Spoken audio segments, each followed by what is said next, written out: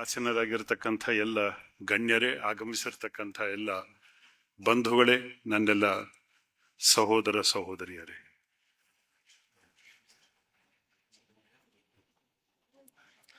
ಸಂಸ್ಕಾರೋತ್ಸವ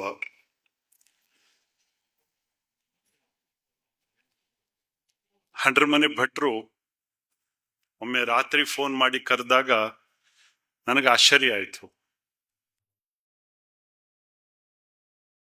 ಎಂತಹ ಅಯೋಗ್ಯನನ್ನ ಇವರು ಉದ್ಘಾಟನೆಗೆ ಕರೆದಿರಬಹುದು ಅಂತ.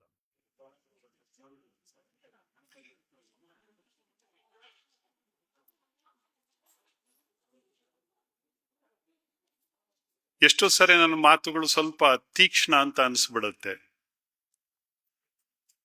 ಆದರೆ ವಾಸ್ತವಿಕತೆ ಇರುತ್ತೆ. ನಾನು ಭಟ್ರ ಹತ್ರ ಅದನ್ನೇ ಕೇಳಿದೆ, ಭಟ್ರೆ ನೀವು ಕರೆದಿದ್ದೀರಿ, ಆದ್ರೆ ಅದು ಎಲ್ಲಿಂದ ನನ್ನಲ್ಲಿ ಬ್ರಾಹ್ಮಣತ್ವ ನಿಮಗೆ ಕಂಡು ಬಂತು ಹೇಳಿ ಮೊದಲು ಅಂತ. ಏನೋ ದಿವಸದಲ್ಲಿ ಒಂದು ಸ್ವಲ್ಪ ಹೊತ್ತು ನಾನು ನಮ್ಮ ಪರಂಪರೆಗೆ ಸಂಬಂಧಪಟ್ಟಂತೆ ವಿಷಯಗಳನ್ನ, ಚಟುವಟಿಕೆಗಳನ್ನ ನಡೆಸ್ತೀನಿ ಬಿಟ್ರೆ ಬಹುತೇಕ ನನ್ನ ಸ್ವಭಾವ ಕ್ಷತ್ರಿಯ ಸ್ವಭಾವ. ಇವತ್ತಿನ ವೃತ್ತಿ ವೈಶ್ಯ ವೃತ್ತಿ. ಸಮಾಜದ ಕೆಲಸವನ್ನು ಮಾಡಬೇಕಾದ್ರೆ ನಾನು ಶೂದ್ರನಾಗಿದ್ದೆ. ಬ್ರಾಹ್ಮಣತ್ವ ಎಲ್ಲಿ ಕಂಡು ಬಂತು?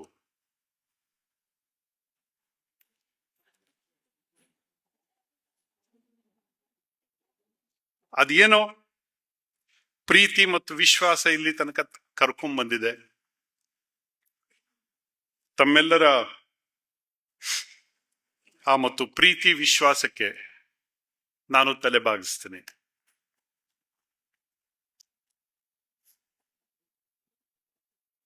ಬೆಂಗಳೂರಿನಲ್ಲಿ ಪ್ರಾರಂಭ ಆಯಿತು ಸಂಸ್ಕಾರೋತ್ಸವ. ನಿಧಾನವಾಗಿ ಎಲ್ಲ ಕಡೆ ಅದರ ಹರಿವು ಹೊರಟಿದೆ.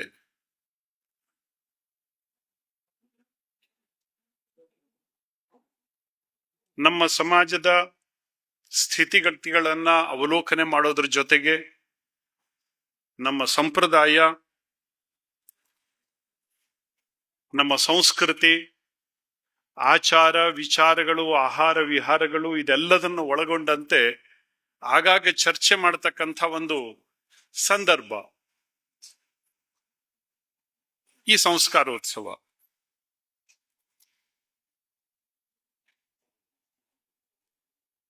ಎಷ್ಟೋ ಸರಿ ನಮ್ಮ ಅನೇಕ ಹಿರಿಯರನ್ನ ಮಾತಾಡಿದಾಗ, ಸಮಾಜದ ಅನೇಕ ಗಣ್ಯರನ್ನ ಮಾತಾಡಿದಾಗ ಅವರೆಲ್ಲರೂ ಹೇಳ್ತಾರೆ, ಇಲ್ಲಿಯೂ ಕೂಡ ಪರಿಸ್ಥಿತಿ ಏನು ಬದಲಾಗಿದೆ ಅಂತ ಏನಿಲ್ಲ. ಸಾಮಾನ್ಯವಾಗಿ ಈ ತರ ಸಭೆ ಸಮಾರಂಭಗಳಲ್ಲಿ ಮಧ್ಯ ವಯಸ್ಸು ತಪ್ಪಿದರೆ ಮಧ್ಯ ವಯಸ್ಸಿನಿಗಿಂತ ಸ್ವಲ್ಪ ಮೇಲ್ಪಟ್ಟವರು ಮಾತ್ರ ಭಾಗವಹಿಸ್ತಾರೆ. ಬಿಟ್ರೆ ಯಂಗರ್ ಜನರೇಷನ್, ತಾರುಣ್ಯ, ಆ ಸಂಖ್ಯೆ ತುಂಬಾ ಕಡಿಮೆ. ಯಾಕೆ? ಕಾರಣಗಳು ಇಲ್ದೇನೆ ಯಾವುದು ಕೂಡ ಆಗುದಿಲ್ಲ ಜಗತ್ತಿನಲ್ಲಿ.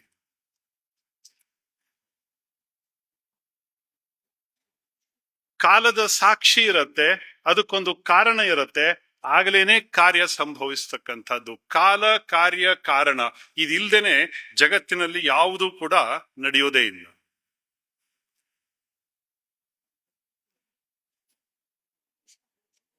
ಎಷ್ಟೋ ಸರಿ ನಾವು ನಮ್ಮ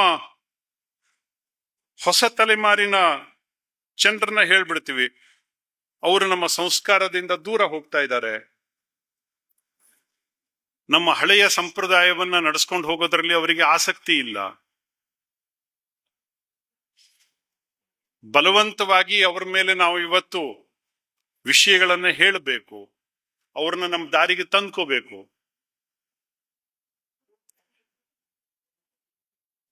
ಬಲವಂತದಿಂದ ಯಾವತ್ತೂ ಕೂಡ ಯಾವ ಕೆಲಸವೂ ಆಗೋದಿಲ್ಲ. ಆದ ಹಾಗೆ ತೋರ್ಸತ್ತೆ, ನಮಗೆ ಅನ್ಸತ್ತೆ, ಆದ್ರೆ ಬಲವಂತದಿಂದ ಯಾವ ಕೆಲಸಗಳು ಸಾಧ್ಯ ಆಗುದಿಲ್ಲ.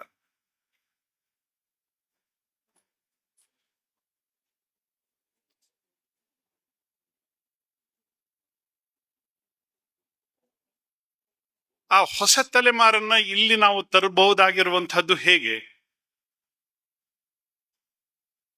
ಯಾರು ಹೇಳಬೇಕಿದನ್ನ? ಹೇಗೆ ಹೇಳಬೇಕು? ಯಾವ ಸಂದರ್ಭದಲ್ಲಿ ಹೇಳಬೇಕು? ಎಲ್ಲಿ ಹೇಳಬೇಕು? ಇದೆಲ್ಲದೂ ದೊಡ್ಡ ಪ್ರಶ್ನೆಗಳೇ. ಯಾರೋ ಒಂದಿಬ್ರು ನನ್ನ ಮಾತನ್ನ ಕೇಳ್ತಾರೆ ಅಂತಾದ್ರೆ ಅದ್ರಲ್ಲಿ ನನ್ನ ಹಿರಿತನ ಇದೆ ಅಂತಲ್ಲ. ಬದಲಾಗಿ ಆ ಮಾತಿನ ಹಿಂದ್ಗಡೆ ಒಂದು ತಪಸ್ಸಿದೆ ಅಂತ ಅರ್ಥ. ಮನೆಯಲ್ಲಿ ನಮ್ಮ ಮಕ್ಕಳು ನಮ್ಮ ಮಾತನ್ನ ಕೇಳಬೇಕು ಅಂತ ಆದ್ರೆ, ಕ್ಷಮಿಸ್ಬಿಡಿ, ಕೆಲವೊಬ್ಬರಿಗೆ ಚುಚ್ಚತ್ತೆ. ಮನೆಯಲ್ಲಿ ನಮ್ಮ ಮಕ್ಕಳು ನಮ್ಮ ಮಾತನ್ನ ಕೇಳಬೇಕು ಅಂತ ಆದ್ರೆ ಅವರಿಗೆ ನಾವು ಹೇಳೋ ಪಾಠ ಹಿಡಿಸೋದಿಲ್ಲ, ಬದಲಾಗಿ ನಮ್ಮ ನಡತೆಯನ್ನ ನೋಡ್ತಾರೆ.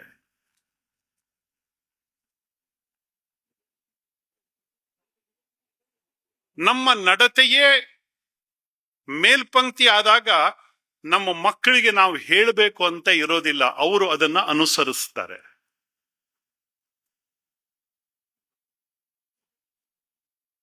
ಅವರ ವೈಚಾರಿಕ ತೀವ್ರತೆಗೆ ತಕ್ಕಂತೆ ಒಂದಿಷ್ಟು ಪ್ರಶ್ನೆಗಳು ಏಳಬಹುದು ಅಲ್ಲಿ. ಅದಕ್ಕೆ ಉತ್ತರ ಕೊಡೋ ಸಕ್ಷಮತೆ ಕೂಡ ನಮ್ಮಲ್ಲಿ ಬೇಕಾಗತ್ತೆ.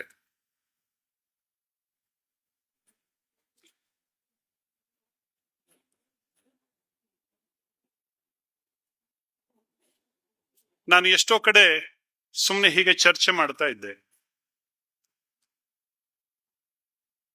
ಬದುಕಿನಲ್ಲಿ ಗುರಿ ಏನು? ಬಹುತೇಕ ಜನರಿಗೆ ಬದುಕೇ ಗುರಿ. ಬದುಕಿನಲ್ಲಿ ಗುರಿ ಅಂತ ಅಂದ್ರೆ ಅವ್ರು ಸ್ವಲ್ಪ ಕನ್ಫ್ಯೂಸ್ ಆಗ್ಬಿಡ್ತಾರೆ. ಬದುಕೇ ಅವರ ಗುರಿ. ಈ ತರ ಇದ್ದಾಗ ನಮ್ಮ ಮಕ್ಕಳು ನಮ್ಮ ಮಾತನ್ನ ಕೇಳ್ತಾರೆ ಅಂತಕ್ಕಂಥ ಭ್ರಮೆ ಇಟ್ಕೊಳ್ಳೋದು ಬೇಡ. ಎಲ್ಲಿ ತನಕ ನಮ್ಮ ಬದುಕಿನಲ್ಲಿ ಬದುಕೇ ಗುರಿಯಾಗಿರುತ್ತೆ, ಅಲ್ಲಿ ತನಕ ನಮ್ಮ ಮಕ್ಕಳು ನಮ್ಮ ಮಾತನ್ನ ಕೇಳ್ತಾರೆ ಅಂತಕ್ಕಂಥ ಭರವಸೆ ಬೇಡ. ಬದಲಾಗಿ ಬದುಕಿನಲ್ಲಿ ಒಂದು ಗುರಿ ಇದೆ, ಒಂದು ಧ್ಯೇಯ ಇದೆ ಅಂತ ಯಾರ ಬದುಕಿನಲ್ಲಿ ಇರ್ತದೋ ಅಂಥವ್ರು ಮಕ್ಕಳಿಗೆ ಉಪದೇಶವನ್ನ ಮಾಡಬೇಕಾಗಿಲ್ಲ.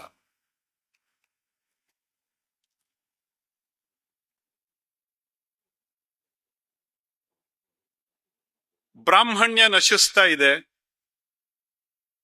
ಹೌದು. ಆಚಾರ ವಿಚಾರಗಳಲ್ಲಿ ಎಲ್ಲದರಲ್ಲಿಯೂ ಕೂಡ ನಮ್ಮತನವನ್ನ ನಾವು ನಿಧಾನವಾಗಿ ಕಳ್ಕೊಂಡು ದೂರ ಹೋಗ್ತಾ ಇದೀವಿ.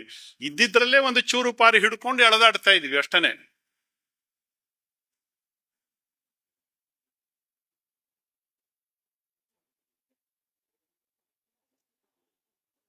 ಬಹುತೇಕ ಇವತ್ತು ಜಾತಿಯಲ್ಲಿ ಹುಟ್ಟಿದ್ರಿಂದ ಬ್ರಾಹ್ಮಣರು ಅಂತ ಕರೆಸ್ಕೋಬೇಕೆ ಅಥವಾ ನಮ್ಮತನದ ಆಧಾರದ ಮೇಲೆ ನನ್ನನ್ನ ಬ್ರಾಹ್ಮಣ ಅಂತ ಗುರುತಿಸಬೇಕೆ, ಇದೊಂದು ಜಿಜ್ಞಾಸೆಯ ವಿಷಯ. 100ಕ್ಕೆ 99 ಅಲ್ಲ, 1000ಕ್ಕೆ 999 ಅಂತಂದ್ರೂ ತಪ್ಪಿಲ್ಲ, ಅಥವಾ ಅದಕ್ಕಿಂತ ಜಾಸ್ತಿ ಅಂತಂದ್ರೂ ತಪ್ಪಿಲ್ಲ. ಬ್ರಾಹ್ಮಣತ್ವ ಕಳೆದೇ ಹೋಗಿದೆ.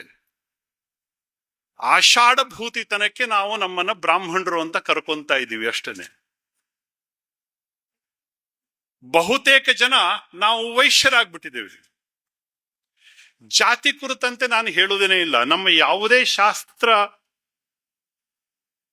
ಅಥವಾ ನಮ್ಮದು ಯಾವುದೇ ಆಧಾರ ಗ್ರಂಥಗಳಲ್ಲಿ ಜಾತಿಯ ಬಗ್ಗೆ ಹೇಳೇ ಇಲ್ಲ. ಚಾತುರ್ವರ್ಣ್ಯಂ ಮಯಾ ಸೃಷ್ಟ್ಯಂ ಗುಣ ಕರ್ಮ ವಿಭಾಗಶಃ. ಜಾತಿಯ ಬಗ್ಗೆ ಯಾವುದೇ ಗ್ರಂಥಗಳಲ್ಲಿ ಉಲ್ಲೇಖ ಇಲ್ಲ. ನಮ್ಮ ಮಹಾಪುರುಷರ ಬಗ್ಗೆ, ನಮ್ಮ ಗೋತ್ರದ ಪ್ರಮುಖರ ಬಗ್ಗೆ ನೀವು ಯೋಚನೆ ಮಾಡಿದ್ರೆ ಅವ್ರು ಯಾರು ಎಷ್ಟೋ ಸರಿ ಬ್ರಾಹ್ಮಣರೇ ಆಗಿರುವುದಿಲ್ಲ, ಜಾತಿಯಲ್ಲಿ ಹುಟ್ಟಿದ ಬ್ರಾಹ್ಮಣರೇ ಆಗಿರುವುದಿಲ್ಲ.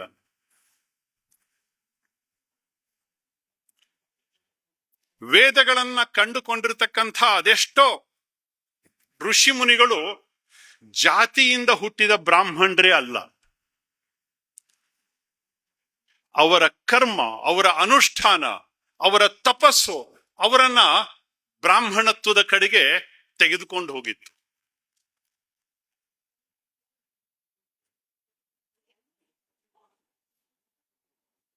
ಋಗ್ವೇದದಲ್ಲಿ ಐತರೇಯ ಬ್ರಾಹ್ಮಣ ಬರುತ್ತೆ, ಐತರೇಯ ಉಪನಿಷತ್ತು ಬರುತ್ತೆ. ಐತರೇಯ ಅವನೊಬ್ಬ ಮಾದಿಗರ ಕುಲದಲ್ಲಿ ಹುಟ್ಟಿರ್ತಕ್ಕಂಥ ವ್ಯಕ್ತಿ, ಆದರೆ ಆತ ಬ್ರಾಹ್ಮಣನಾದ. ಹೇಗಾದ?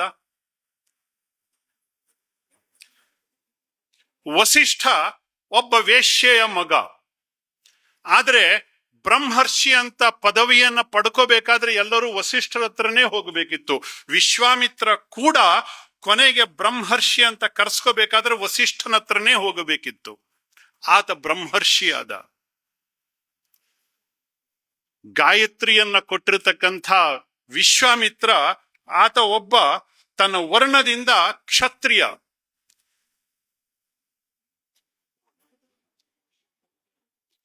ತಪಸ್ಸಿನ ಪರಿಣಾಮವಾಗಿ ಆತ ಬ್ರಹ್ಮತ್ವವನ್ನು ಪಡೆದ. ಬ್ರಾಹ್ಮಣತ್ವವನ್ನ ಜಾತಿಗೆ ಮೀಸಲಾಗಿಟ್ರೆ, ಜಾತಿಯ ಸಂಕೋಲೆಗಳಲ್ಲಿ ಕೂಡಿಟ್ರೆ ಬಹುತೇಕ ಬ್ರಾಹ್ಮಣ್ಯಕ್ಕೆ ಮಾಡತಕ್ಕಂಥ ಅಪಚಾರ ಆಗತ್ತೆ.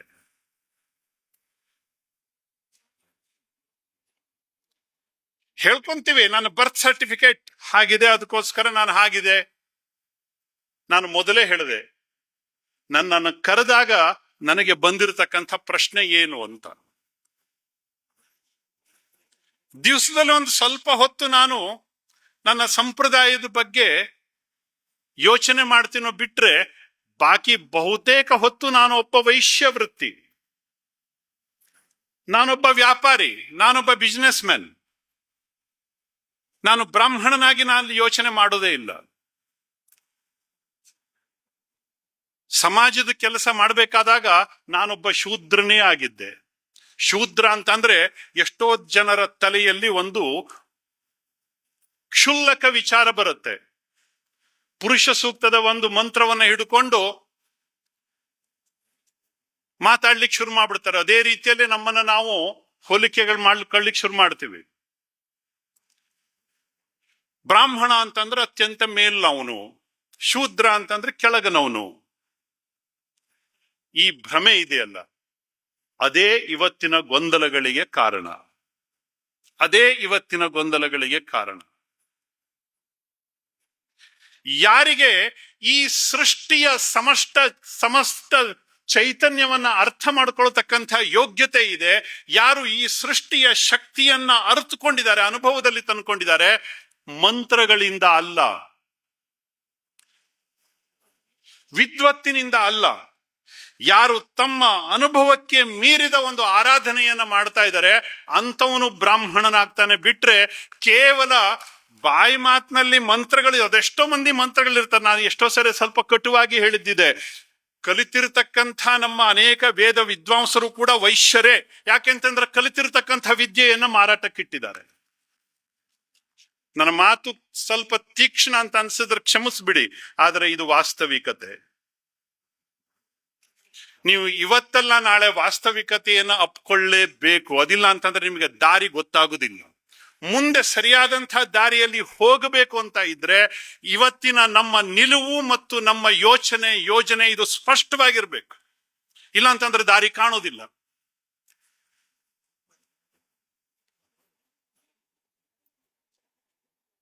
ಯಾರು ಸೇವೆ ಮಾಡ್ತಾರೆ, ಅದು ಬೇರೆ ಕಂಪನಿಗಳಲ್ಲಿ ಹೋಗಿ ಕೆಲಸ ಮಾಡಿರಬಹುದು ಅಥವಾ ಮತ್ತೆಲ್ಲಿಯೋ, ಯಾರು ಸೇವೆ ಮಾಡ್ತಾರೆ ನಿಷ್ಕಾಮ ಕರ್ಮದಿಂದ ಸೇವೆ ಮಾಡ್ತಾರೆ, ಏನನ್ನೂ ಅಪೇಕ್ಷೆ ಪಡದೇನೆ ಸೇವೆ ಮಾಡ್ತಾರೆ, ಕರ್ಮಯೋಗಿಗಳಾಗಿ ಯಾರು ಸೇವೆ ಮಾಡ್ತಾರೆ ಅಂಥವನು ಶೂದ್ರ ಅನ್ಕೊಳ್ಳಿಕ್ಕೆ ಅವನಿಗೆ ಯೋಗ್ಯತೆ ಬರುತ್ತೆ. ಇವತ್ತಿನ ದಿವಸದಲ್ಲಿ ನಮ್ಮ ಅದೆಷ್ಟೋ ಯುವಕ ಯುವತಿಯರಿಗೆ ಶೂದ್ರ ಅಂತ ಕರೆಸ್ಕೊಳ್ಳಿಕ್ಕೂ ಯೋಗ್ಯತೆ ಇಲ್ಲ. ಯಾಕೆಂತಂದ್ರೆ ಅಪೇಕ್ಷೆ ಪಡ್ತಾ ಇದ್ದಾರೆ. ಒಬ್ಬ ಕರ್ಮಯೋಗಿ ತಾನು ಶೂದ್ರ ಅಂತ ಹೆಮ್ಮೆಯಿಂದ ಕರ್ಕೋಬಹುದು. ನನಗೇನು ಗೊತ್ತಿಲ್ಲ, ನನಗೆ ಬ್ರಹ್ಮ ಗೊತ್ತಿಲ್ಲ, ನನಗೆ ವಿಚಾರ ಗೊತ್ತಿಲ್ಲ, ಆಚಾರ ಗೊತ್ತಿಲ್ಲ, ಏನು ಗೊತ್ತಿಲ್ಲ, ನನಗೆ ಸೇವೆ ಮಾಡ್ತಕ್ಕಂಥದ್ದು ಮಾತ್ರ ಗೊತ್ತು. ಕರ್ಮಣ್ಯೇ ವಾಧಿಕಾರಾಸ್ತೆ ಮಾ ಫಲೇಶು ಕದಾಚನ, ಇಷ್ಟು ಮಾತ್ರ ತನಗೆ ಗೊತ್ತಿದೆ ಅಂತಂದ್ರೆ ಅವನೊಬ್ಬ ಶೂದ್ರ ಅಂತ ಕರೆಸ್ಕೊಳ್ಳಿಕ್ಕೆ ಅವನಿಗೆ ಯೋಗ್ಯತೆ ಇದೆ. ಅದು ಕೂಡ ಒಂದು ಯೋಗ್ಯತೆಯ ಸ್ಥಾನ. ಅದು ಒಂದು ಯೋಗ್ಯತೆಯ ಸ್ಥಾನ.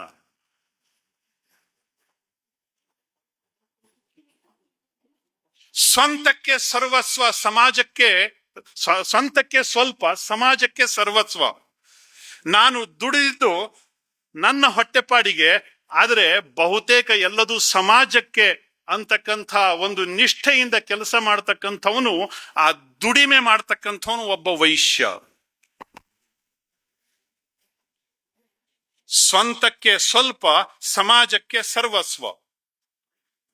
ಅದೆಷ್ಟೋ ಸರಿ ನಮ್ಮನ್ನ ನಾವು ಅವಲೋಕನ ಮಾಡ್ಕೋಬೇಕಾಗತ್ತೆ. ನಾನು ವೈಶ್ಯನೋ, ನಾನು ಶೂದ್ರನೋ, ನಾನು ಕ್ಷತ್ರಿಯನೋ, ನಾನು ಬ್ರಾಹ್ಮಣನೋ?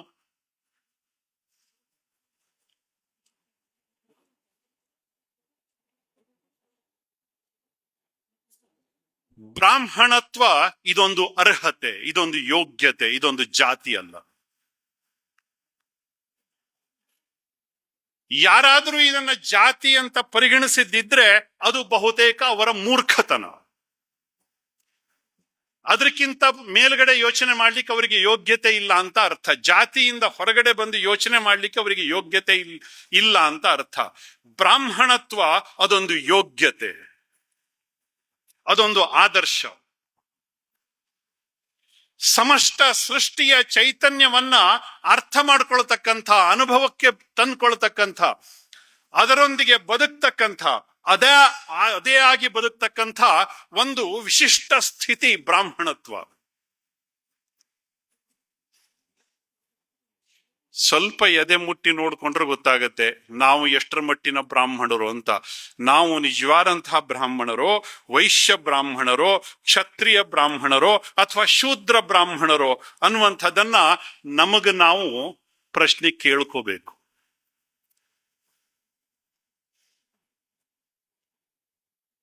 ಭಗವಂತನ ದರ್ಶನ ಆಗ್ತಕ್ಕಂಥದ್ದು ಎಲ್ಲದೂ ಖಾಲಿಯಾದಾಗಲೇ.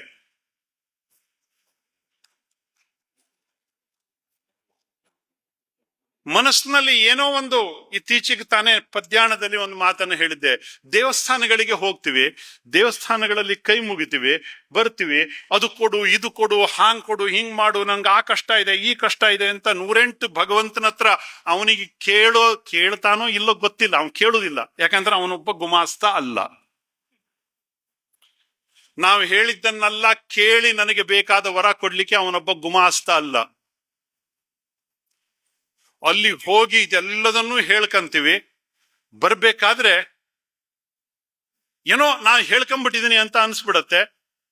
ದೇವ್ರು ಎಲ್ಲದೂ ಕೊಟ್ಬಿಡ್ತಾನೆ ಅನ್ನುವಂಥ ಒಂದು ವಿಶ್ವಾಸದಲ್ಲಿ ನಾವು ಇಡ್ತೀವಿ. ಆದ್ರೆ ಆಗುದು ಎಂಥದೂ ಆಗುದಿಲ್ಲ, ಭಗವಂತನೂ ಸಿಗುದಿಲ್ಲ. ಆಮೇಲೆ ಕೊನೆಯಲ್ಲಿ ಪ್ರಶ್ನೆ, ನಾ ಎಷ್ಟು ಪೂಜೆ ಮಾಡಿಸಿದೆ ಮಾರಾಯ, ನಾನು ಎಷ್ಟು ದೇವಸ್ಥಾನಗಳಿಗೆ ಹೋದೆ, ಎಷ್ಟು ತೀರ್ಥಯಾತ್ರೆ ಮಾಡಿದೆ, ಆದ್ರೂ ಕೂಡ ನನಗೆ ಎಂಥದ್ದು ಆಗ್ಲಿಲ್ಲ ಮಾರ್ಯಾರೆ. ದೇವರು ನಿಮ್ಮ ಗುಲಾಮ ಅಲ್ಲ. ನೀವು ಹೇಳಿದ ಕೆಲಸವನ್ನ ಮಾಡಿಕೊಡ್ತಕ್ಕಂಥ ನಿಮ್ಮ ಮನೆ ಕೆಲಸದವನು ದೇವರಲ್ಲ.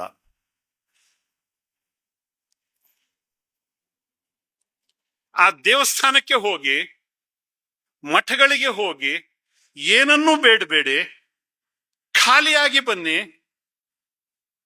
ಹೋಗ್ಬೇಕಾದ್ರೆ ಖಾಲಿಯಾಗಿ ಹೋಗಿ, ಏನನ್ನು ಇಟ್ಕೊಳ್ದೆ ಸಂಪೂರ್ಣ ಖಾಲಿಯಾಗಿ ಹೋಗಿ. ಆ ಭಗವಂತ ನಿಮಗ ಅರಿವಿಲ್ಲದ ಹಾಗೆ ನಿಮ್ಮನ್ನ ತುಂಬಿ ಕಳಿಸ್ತಾನೆ. ರುದ್ರದಲ್ಲಿ ಒಂದು ಶ್ಲೋಕ ಇದೆ, ಎಷ್ಟೋ ಸರಿ ನೆನಪಾಗತ್ತೆ ಅದು. ಅದ್ಯವೋಚರಥಿ ವಕ್ತ ಪ್ರಥಮೋ ದೈವ್ಯೋಭಿಷಕ್ಕ ಹಿಂಗುಶ್ಚ ಸರ್ವಾನ್ ಜಂಭಯನ್ ಸರ್ವ ಆಶ್ಚಯಾತು ಧಾನ್ಯ ಅಂತ. ನನ್ನನ್ನು ಹುಟ್ಟಿಸಿರ್ತಕ್ಕಂಥ ಭಗವಂತನಿಗೆ ನನ್ನ ಅಪೇಕ್ಷೆಗಳು, ಐಹಿಕ ಅಪೇಕ್ಷೆಗಳು ಗೊತ್ತಿಲ್ವಾ? ಹಾಗಿದ್ರೆ ಅವನತ್ರ ಹೇಳುದೆಂತ ಇದೆ? ಮತ್ತೆ ಅವನಿಗೆ ಗೊತ್ತಿದೆ ಅಂತ ಆದಾಗ ನಾನು ಹೇಳ್ಬೇಕಾದಂತಹ ಅಗತ್ಯ ಏನಿದೆ? ಭಗವಂತನ ಹತ್ರ ಹೋಗಬೇಕು, ಭಗವಂತನ ಜೊತೆ ಮಾತಾಡಬೇಕು, ಭಗವಂತನ ಹತ್ರ ಏನಾದ್ರೂ ಆ ದೇವಸ್ಥಾನಗಳಿಗೆ ಹೋಗಬೇಕು ಅಂತ ಅಂದ್ರೆ ಸಂಪೂರ್ಣವಾಗಿ ಖಾಲಿಯಾಗಿ ಹೋಗಿ. ಅದೆಷ್ಟೋ ಕಡೆ ನಿಮ್ಮ ಅನುಭವಕ್ಕೆ ಬಂದಿರಬಹುದು. ಒಳ್ಳೊಳ್ಳೆ ದೇವಸ್ಥಾನಗಳನ್ನು ಹೇಗೆ ಕಟ್ಟಿರ್ತಾರೆ, ಇವತ್ತು ಎಲ್ಲಾ ಕಡೆ ದೇವಸ್ಥಾನಗಳನ್ನ ಕಟ್ಟಿರ್ತಾರೆ. ಕನಸು ಬಿದ್ರು ಮತ್ತೊಂದು ಅಲ್ಲಿ ದೇವಸ್ಥಾನಗಳು ನಿರ್ಮಾಣ ಆಗ್ಬಿಡ್ತವೆ. ಯಾರಿಗೂ ಒಂದು ಕನಸು ಬಿತ್ತು ಅಂತ ಅಲ್ಲೊಂದು ದೇವಸ್ಥಾನ ಕಟ್ಸೋದು. ಒಳ್ಳೆಯ ದೇವಸ್ಥಾನಗಳಿಗೆ, ನಮ್ಮ ಶಕ್ತಿ ಪೀಠಗಳಿಗೆ ಹೋದಾಗ, ನಮ್ಮ ಜ್ಯೋತಿರ್ಲಿಂಗಗಳಿಗೆ ಹೋದಾಗ, ಅನೇಕ ತೀರ್ಥಕ್ಷೇತ್ರಗಳಿಗೆ ಹೋದಾಗ ನೀವು ದೇವಸ್ಥಾನಕ್ಕೆ ಹೋಗಿ ಆ ದೇವಸ್ಥಾನಗಳಿಗೆ ನಿಮ್ಗೆ ಏನ್ ಕೇಳ್ಕೋಬೇಕು ಅನ್ನೋದೇನೆ ಗೊತ್ತಾಗೋದಿಲ್ಲ. ಒಂದ್ ರೀತಿ ಕನ್ಫ್ಯೂಸ್ ಆಗ್ಬಿಡ್ತೀರಿ. ಅಲ್ಲಿ ಹೋಗಿ ಕೈ ಮುಗಿದು ನಿಂತ್ಕೊಂಡ್ಬಿಡ್ತೀರಿ ನೀವು, ಅಷ್ಟೇನೆ. ಹೌದ್ ತಾನೇ? ಇದು ಎಷ್ಟೋ ಜನರಿಗೆ ಅನುಭವ ಆಗಿದೆಯಾ? ಅದು ನಿಜವಾದಂತಹ ದೇವಸ್ಥಾನ. ನಮ್ಮ ಪೂರ್ವಜರು ಸುಮ್ಮನೆ ದೇವಸ್ಥಾನಗಳನ್ನ ಕಟ್ಟಿಲ್ಲ. ಎಲ್ಲಿ ಎಲೆಕ್ಟ್ರೋಮ್ಯಾಗ್ನೆಟಿಕ್ ವೇವ್ಸ್ ನ್ಯೂಟ್ರಲ್ ಆಗಿರತ್ತೆ ಅಲ್ಲಿ ದೇವಸ್ಥಾನಗಳನ್ನ ಕಟ್ಟಿದ್ದಾರೆ. ಅದಕ್ಕೆ ವಾಸ್ತು ಅಂತ ಕರೀತಾರೆ.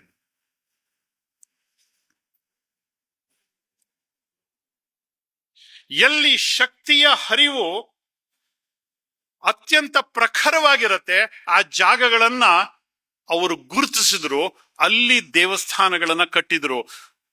ಎಲ್ಲೆಲ್ಲೋ ಜಾಗ ಇದೆ ಅಂತ ದೇವಸ್ಥಾನಗಳನ್ನ ಕಟ್ಟಿಲ್ಲ.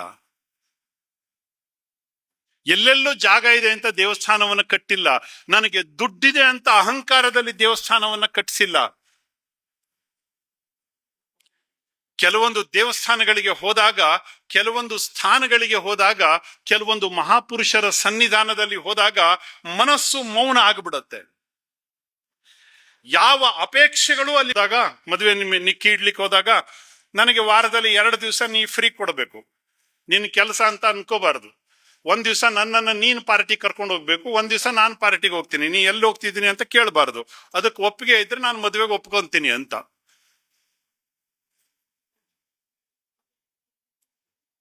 ಎಂಥ ಒಂದು ಇದು ಅಲ್ವಾ? ಆ ಹೆಣ್ಮಗಳು ಸರಿ ಇಲ್ಲ. ಇದೇ ಪ್ರಶ್ನೆಯನ್ನ ಗಂಡು ಹುಡುಗ ಕೇಳಿದ್ದಿದ್ರೆ, ನಾನು ವಾರದಲ್ಲಿ ಬೇರೆ ಕಡೆ 2 ದಿವಸ ಹೋಗ್ತೀನಿ, ಒಂದ್ ದಿವಸ ನಾನು ಹೋಗ್ತೀನಿ ನಿನ್ ಜೊತೆ ಕರ್ಕೊಂಡು ಹೋಗ್ತೀನಿ, ಒಂದ್ ದಿವಸ ನಾನು ಎಲ್ಲಿ ಬೇಕಾದ್ರೂ ಹೋಗಿ ಪಾರ್ಟಿ ಮಾಡ್ತೀನಿ ಅಂತ ಗಂಡಸು ಕೇಳಿದ್ದಿದ್ರೆ ಅದು ಸರಿನಾ? ಅದು ಸರಿನಾ?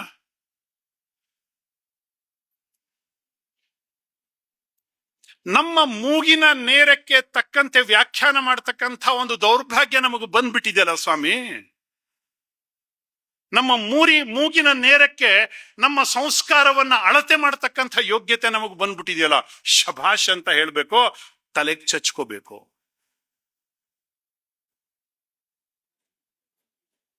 ಸಂಸ್ಕಾರ ಎಲ್ಲಿಂದ ಶುರುವಾಗಬೇಕು?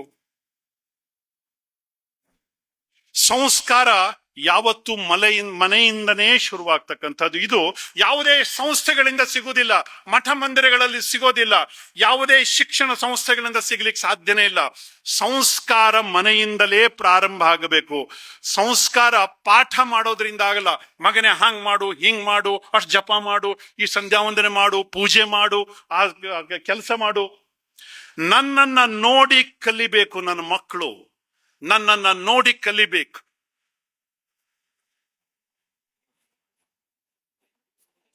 ಆ ಯೋಗ್ಯತೆಯನ್ನ ಅಪ್ಪ ಅಮ್ಮಂದರು ಗಳಿಸ್ಕೊಂಡಿದ್ದಿದ್ರೆ ಖಂಡಿತವಾಗಿ ಅವರು ಧನ್ಯರು, ಅವರ ಕುಟುಂಬ ಕೂಡ ಧನ್ಯ.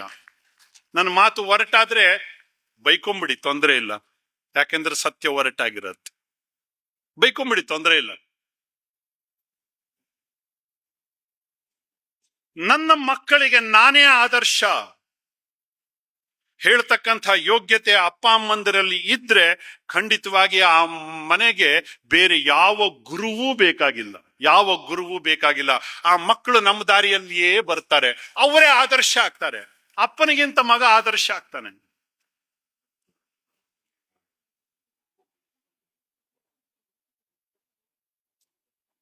ಸಂಸ್ಕಾರವನ್ನ ಕೊಡಬೇಕಾದ್ರೆ ಆ ಯೋಗ್ಯತೆ ಬೇಕು.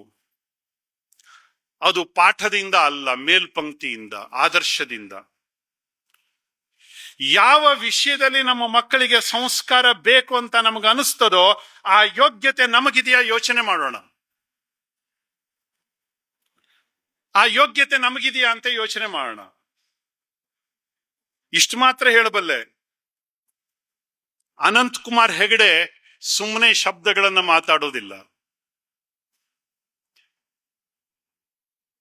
ಇತ್ತೀಚೆಗೆ ತಾನೇ ನನ್ನ ಮಗ ಅಕ್ಷರಲಕ್ಷ ಗಾಯತ್ರಿ ಮಾಡ್ತೀನಿ ಅಂತ ಅಂದ. ಅವನು ಸಿಂಗಾಪುರದಲ್ಲಿ ಓದ್ತಾ ಇದ್ದಾನೆ.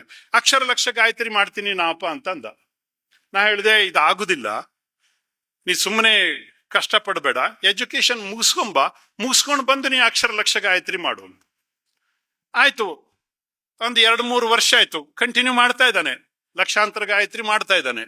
ಅವನಿಗೆ ಅಕ್ಷರಲಕ್ಷ ಗಾಯತ್ರಿ ಮಾಡಬೇಕು ಅಂತ ನಾನು ಹೇಳಿದ್ರು ಕೇಳಿಲ್ಲ, ಮಾಡ್ಲಿಕ್ಕೆ ಶುರು ಮಾಡಿದ್ದಾನೆ. ನಾನೇನು ಒಂದೇ ದಿವಸ ಕುತ್ಕೊಂಡು ಮಾಡೋದಿಲ್ಲ, ದಿವಸ ಇಷ್ಟಿಷ್ಟಂತೆ ಮಾಡ್ತೀನಿ, ಆದ್ರೆ ಮಾಡ್ಬೇಕು ನಾನು. ಅವನಿಗೆ ನಾನು ಮಾಡು ಅಂತ ಹೇಳಿಲ್ಲ, ಖಂಡಿತವಾಗಿ ನಾನು ಹೇಳಿಲ್ಲ. ಯಾರ ಹತ್ರ ಉಪದೇಶವನ್ನು ಕೂಡ ಕೊಡಿಸಿಲ್ಲ.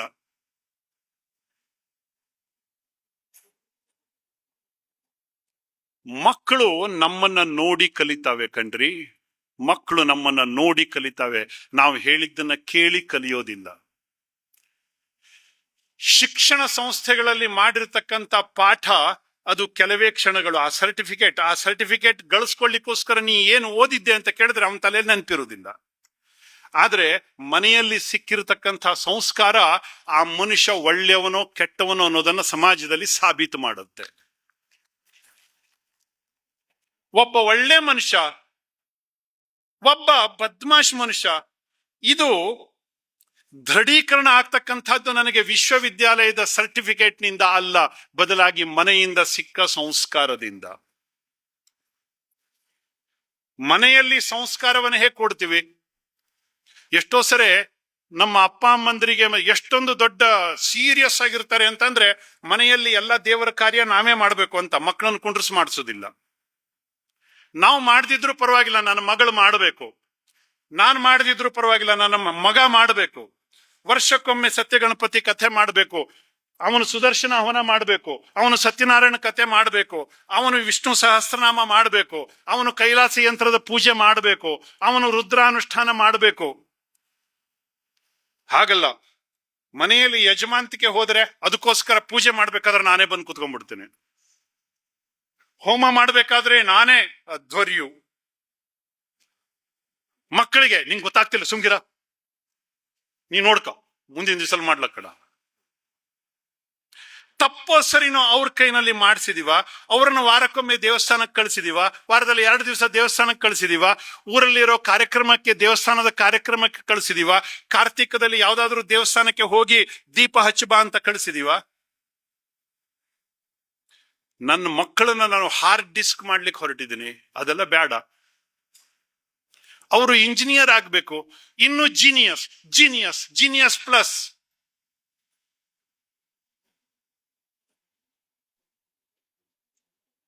ನಮಗೆ ಇಲ್ಲದೆ ಇರತಕ್ಕಂಥ ಸಂಸ್ಕಾರ ಮಕ್ಕಳಿಂದ ಹೇಗ್ರಿ ಯೋಚನೆ ಮಾಡ್ತೀವಿ?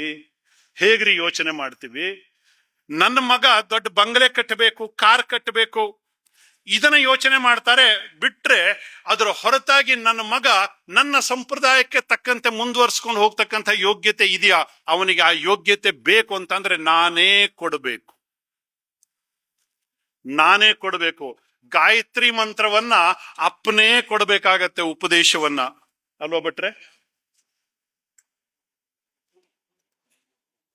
ನನ್ನ ಉಪನಯನ ಆದದ್ದು ಸ್ವರ್ಣವಲ್ಲಿ ಮಠದಲ್ಲಿ. ಗಾಯತ್ರಿಯನ್ನ ಅಪ್ಪನೇ ಕೊಡಬೇಕು, ಆಮೇಲೆ ಪಂಚಾಕ್ಷರಿ ಮತ್ತು ಅಷ್ಟಾಕ್ಷರಿಯನ್ನು ಗುರುಗಳು ಕೊಟ್ಟಾರು.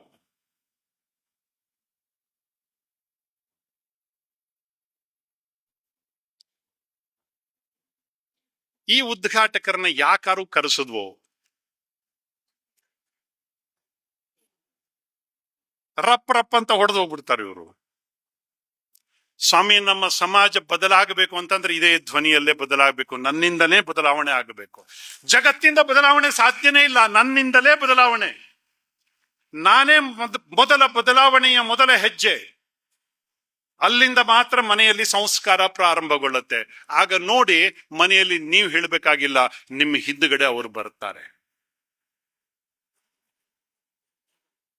ನಾನು ಜನರನ್ನ ಕರ್ಕೊಂಡು ಹೋಗ್ಬೇಕಾಗಿಲ್ಲ, ಜನ ನಮ್ ಜೊತೆ ಬರಬೇಕು. ನಾನು ಮಕ್ಕಳಿಗೆ ಉಪದೇಶ ಮಾಡಬೇಕಾಗಿಲ್ಲ, ಮಕ್ಕಳು ನನ್ನ ಜೊತೆಗೆ ಬರಬೇಕು. ಇದು ಕಮಾಂಡಿಂಗ್ ಅಲ್ಲ, ಯಾವುದೋ ಡಿಮಾಂಡ್ ಅನ್ನು ಮಾಡ್ತಾ ಇಲ್ಲ, ಬದಲಾಗಿ ನನ್ನ ಬದುಕಿನ ಮೇಲ್ಪಂಕ್ತಿ.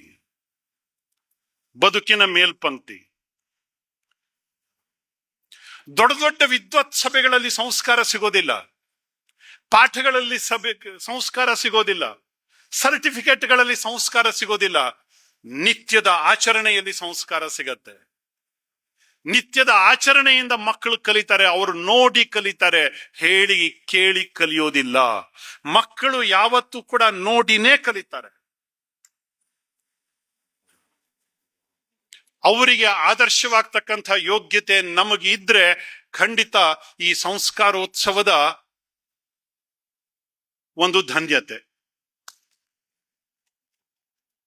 ಅದಿಲ್ಲ ಅಂತಂದ್ರೆ ಭಾಷಣಗಳು ಆಗಿ ಹೋಗ್ತವೆ. ವಿದ್ವಜ್ಜನ ಬಂದು ವಿದ್ವತ್ ಪೂರ್ಣ ಷೋಡಶ ಸಂಸ್ಕಾರಗಳ ಬಗ್ಗೆ ನಾವು ಮಾತಾಡ್ತೀವಿ, ಅದೆಲ್ಲ ಸಂಸ್ಕಾರಗಳು ಎಲ್ಲದೂ ಸರಿ.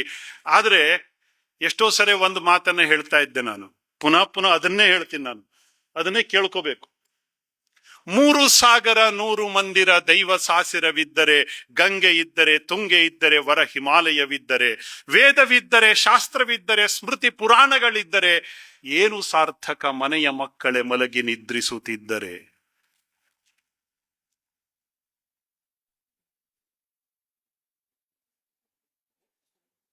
ದಯವಿಟ್ಟು ಸಂಸ್ಕಾರೋತ್ಸವ ನನ್ನಿಂದ ಪ್ರಾರಂಭ ಆಗಬೇಕು,